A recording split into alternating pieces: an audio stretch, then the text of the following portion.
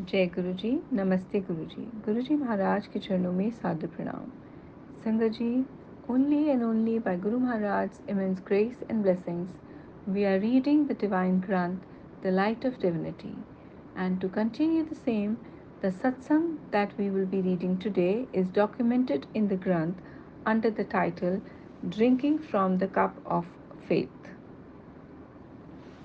Even if I am granted a million tongues to talk about Guruji's grace, they will not be sufficient as his blessings are endless. Endless too are incidents marked by his love and care towards his devotees. Since the day I got his darshan, I am learning from and about Guruji. Even today, when one hears of Guruji's blessings falling on someone, I find that everyone is just a child, a learner in front of him. A new beginning. It was August 1998. My husband came back early from office and told me that he was joining his friend, Wing Commander Chopra, to go to Guruji's place.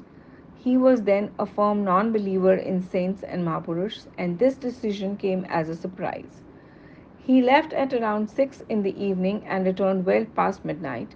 I was desperate to know how it all went off, so as soon as he settled down after coming home, I threw a volley of questions at him. Did Guruji deliver sermons, predict the future, or prescribe stones or mantras to pacify disturbances in life? My husband's answers were unexpected. He said that Guruji did not preach or sermonize, and that Shabads, devotional songs based on Guru Granth Sahib's, were placed in Guruji's mandir. He went to bed, and knowing my husband's nature, I considered his visit a passing affair.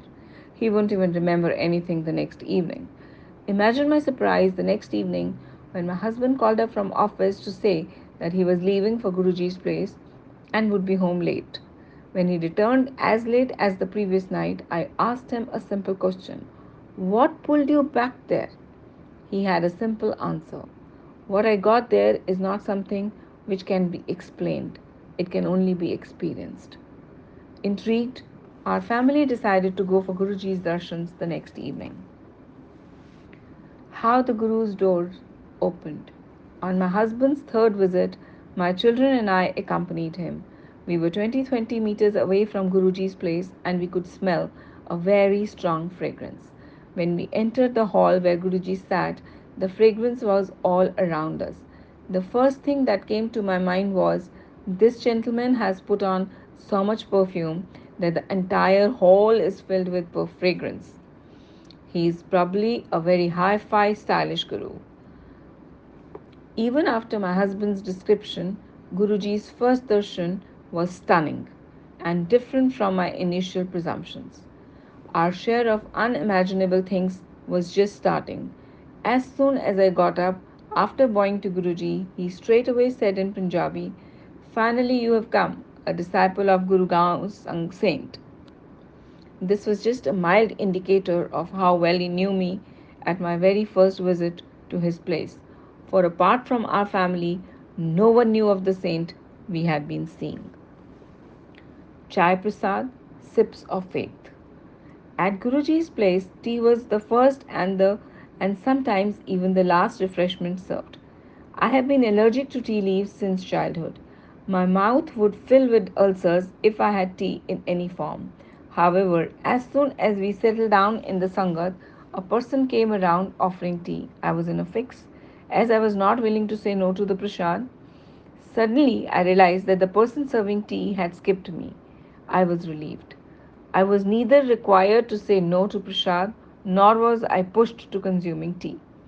This instant relief was countered by a second thought.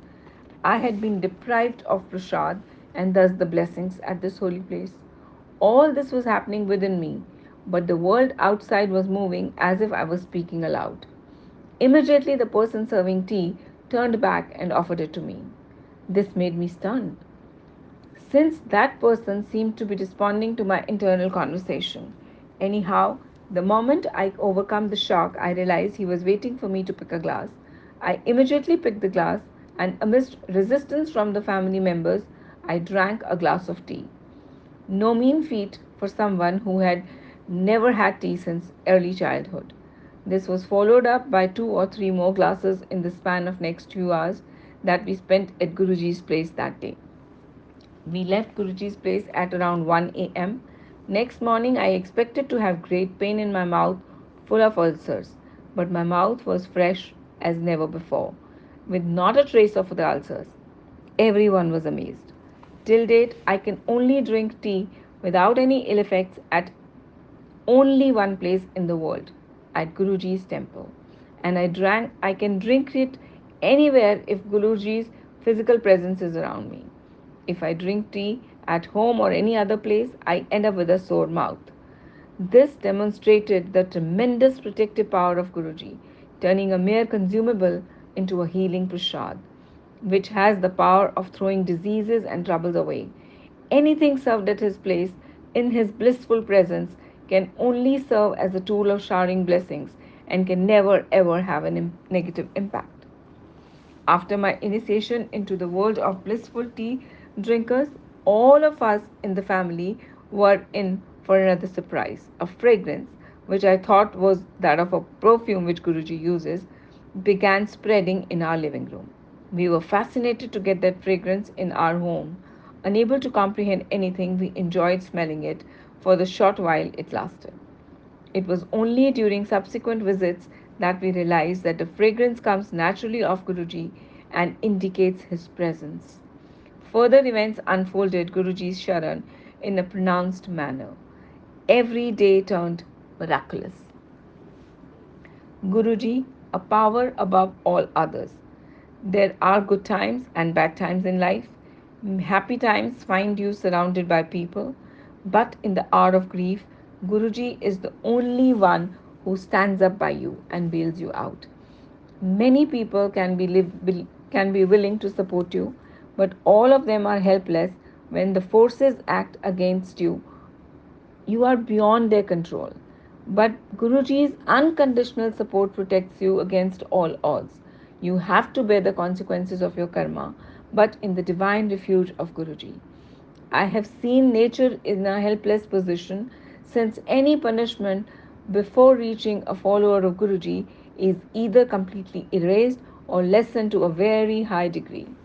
This comes at an expense of Guruji, who bears the burnt of your suffering. His tools to relieve of trouble and suffering are varied, which is evident from the spectrum of experiences I've had. Once I had a severe headache while sitting in the Sangat. Its intensity was such that I was not able to eat or drink anything. Nothing was sinking in. Then suddenly I was summoned by Guruji. He told me that he had a severe headache and asked me to press his forehead for a few minutes. I returned to the place where I was sitting and suddenly realized my headache had disappeared. By asking me to serve him, he had relieved me of the headache. Once I had a terrible fever which lingered for some time. Even after a lot of checkups and medication, the fever did not subside. While strong medicines, it took 2 weeks to come under control, but not for long. My fever developed a strange pattern. It used to be fairly normal during daytime, but with the coming of the evening, my temperature would rise. This continued for the next 4 weeks. Unable to reach a diagnosis, the doctors were helpless. All tests and prescriptions failed to yield any result. Then one day Guruji asked my husband why I had been absent for such a long time from the Sangat. When Guruji was told of the reason, Guruji asked my husband to use 5 green chilies in a manner he prescribed. And that was it. The next day my fever, my companion for over a month, disappeared and I slowly regained my health. Thanks to Guruji, I survived another bout of fever. Along with my family, I had planned to visit Guruji's Bade Mandir, though I was running a mild fever. But as we proceeded and reached the mandir, my condition deteriorated and the fever took an aggressive form. I was hardly able to get up. Rather unexpectedly, Guruji came to mandir that day. Guruji's visits to mandir in those days were rare, as some work was going on. Guruji told my husband and a Sangat member to prepare fresh lime water and give it to me, clearly stating that this will help cure the fever. The fever disappeared as if it never happened. Guruji knew of my state, without anyone telling him and provided instant relief. No one else can extend such selfless support and care at all times, just by his word. The means Guruji uses to bestow his blessings are sometimes meant just for one consolation, just for our consolation. For it has been seen that these are not required, since it is Guruji's power that makes it all happen. Physical tools used by Guruji are a means to let devotees feel they are receiving his attention. An insect bite on the toe led to terrible pain, and the toe swelled up viciously. An ointment I used, as suggested by a doctor, was of no help. The doctor suggested minor surgery to avoid aggravation.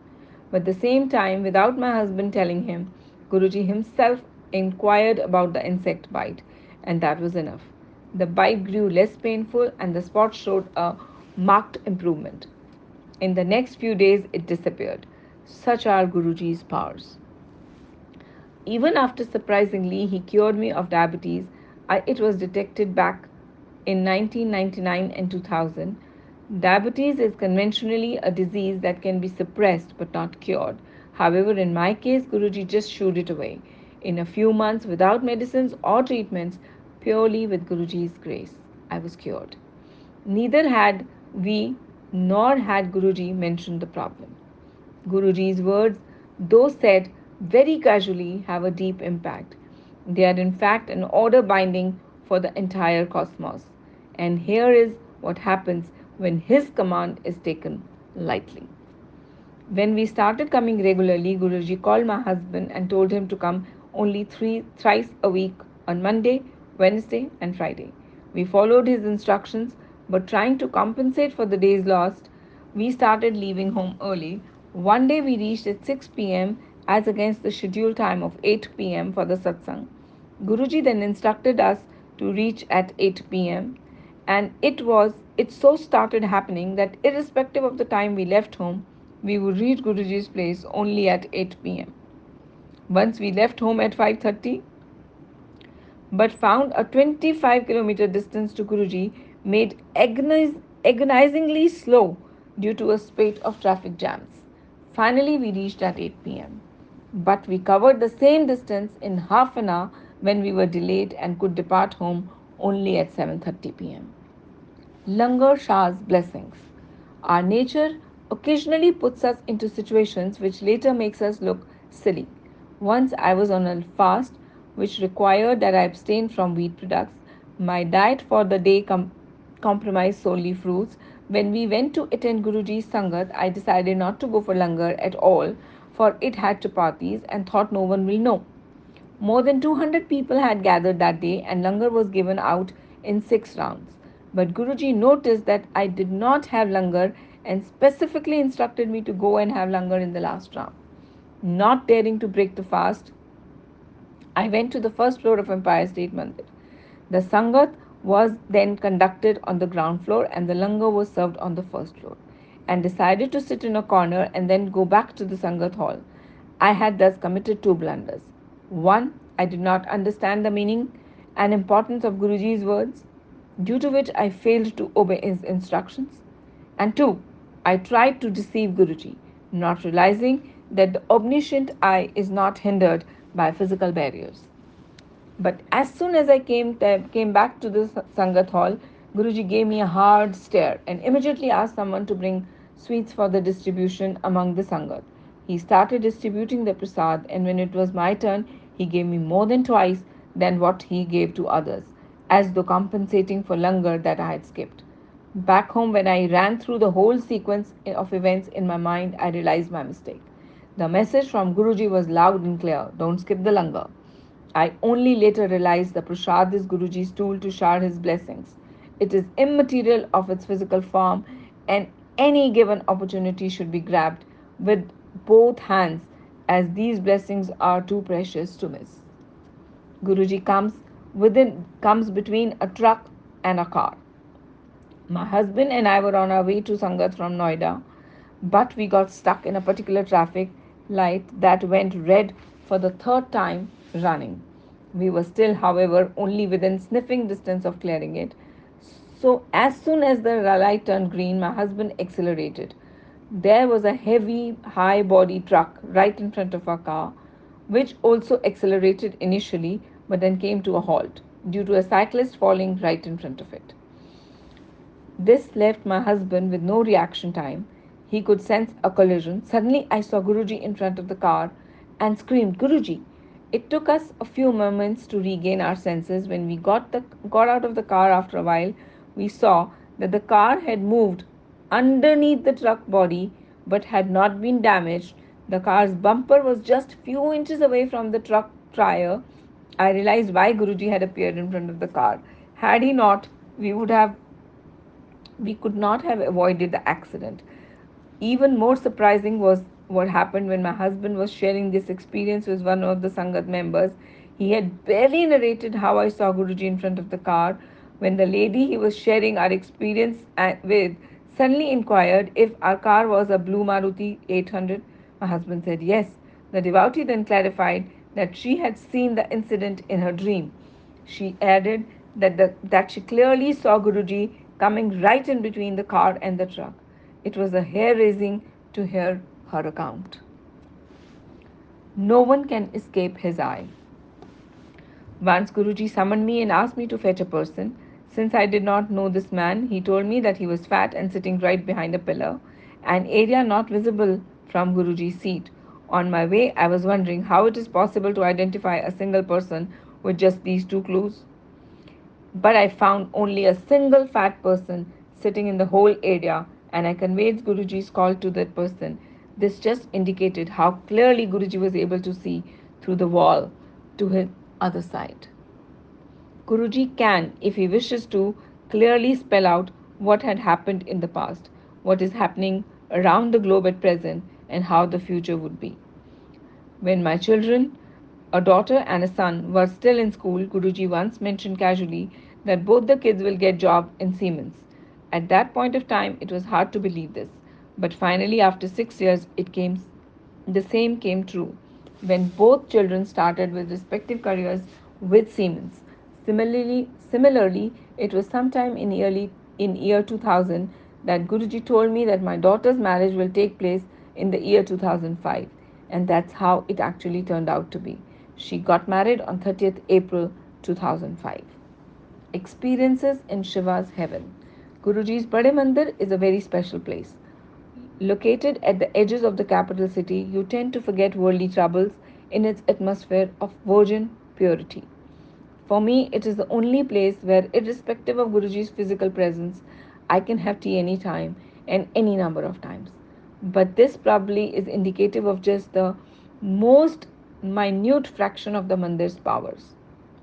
If one believes only what he or she has experienced, I have to believe in the existence of a supreme power at this place. Once I was granted an opportunity to visit the mandir along with my family. Typically, whenever we visited the mandir, every member of the family moves around freely, irrespective of what the other members are doing. So, shortly after reaching the mandir in the forenoon hours, I went to one of the rooms of Guruji just to check if some dusting or cleaning was required there. The room was very beautiful, has a very beautiful statue of Lord Shiva, which shows him sitting with folded legs, showering blessings on the followers. We have been watching the perfectly crafted statue since the day we started coming to the mandir. But that day, the darshan of the statue sent a chill down my spine. I was shocked to witness that the face had turned about 60 degrees to the right. I gathered everyone in the mandir and everyone saw this. It was even more surprising to see the statue regain original form slowly over the day. By evening, it had almost reverted to its usual front facing posture. Truly a hard to forget incident. Then Holi, the festival of colors of year 2006, had something special in store. In the morning, when we reached the mandir, everyone took up some chore or the other, and I, along with our neighbor Sangeeta, started cleaning Lord Shiva's brass idol in the main hall. The polish for this metal, known as brasso, was applied to the idol. It has been rubbed twice with a clean cloth. I was cleaning off the brasso, while Sangeeta had to give it a final finish. I was through with the upper half, and the idol was clean and just needed a final finish. Sangeeta had hardly started the task when she pointed out that there was some color between the snakes wrapped around the neck of the Lord Shiva. Since I had just cleaned that area, I turned to check it. A streak of color caught my eye. Then, gathering myself, I called everyone else in the mandir to have darshan of this miracle. The colors, which acquired various shades during the day, were seen by everyone who visited mandir that day. All these incidents reflect Guruji's powers, but he is much beyond these mysterious miracles which come to light. His powers are beyond our comprehension. With my hands folded in prayer, I would just like to thank Guruji for all that he has given me and request his continued grace on the entire Sangat. Thank you, Guruji. Jai Guruji. Sangaji, this is the satsang of Gauri Singla Auntie. And while reading the satsang, I must have made a lot of mistakes. So, with folded hands, I seek forgiveness from Guruji and all of you. Thank you, Guruji. Jai Guruji.